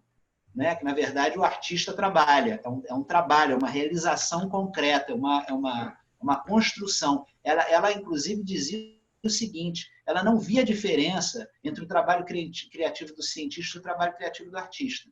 O cientista que faz mudança de paradigma, que tem novas ideias, é também uma pessoa extremamente criativa. E ela fazia algumas comparações em relação a isso. Ela tem um livro, aliás, interessantíssimo, chamado A Sensibilidade do Intelecto, em que ela faz uma correlação entre os processos científicos de várias épocas e os processos artísticos. Esse foi um livro que eu tive o prazer de participar da elaboração desse livro. Foi uma experiência assim, realmente riquíssima, mas isso fica para uma outra ocasião, eu contar para vocês como foi isso. Tem mais uma pergunta aqui do Sebastião Salim, que fala como a filogênese interfere na produção artística, desde que ela é um elemento componente do psiquismo. Uma pergunta muito interessante, né? Porque a gente viu que a base da comunicação é uma base de comunicação que passa pelo aspecto biológico. Né? A comunicação artística também passa pelo aspecto biológico, assim como a empatia. Né? A base desses fenômenos é uma base biológica. Agora, obviamente, se a gente não pode reduzir o fenômeno artístico ou o fenômeno humano, a psicologia, à sua base biológica. Isso seria o que a gente chamaria de reducionismo biológico. Né? Porque, a partir de um certo nível de complexidade da biologia, surgem fenômenos que a biologia em si não explica. Né? São fenômenos de outra ordem. Os sistemas complexos, né? A partir de um certo nível de complexidade, surge o que se chama de propriedades emergentes, que impedem que você explique o fenômeno por uma outra, pela via anterior. Por exemplo, né? Os fenômenos químicos eles são baseados em fenômenos físicos, mas a partir de um certo grau de complexidade da matéria, a física já não explica, você precisa da química. A biologia é baseada em fenômenos químicos, mas a biologia não pode ser explicada inteiramente pela química, você estaria fazendo um reducionismo. O psiquismo humano tem uma base biológica, mas a gente não pode reduzir o psiquismo a essa base biológica, embora essa base biológica seja fundamental para a gente entender o psiquismo humano e todas as suas produções, inclusive a arte. A Fernanda Antunes está perguntando: parabéns, Roberto, pela apresentação.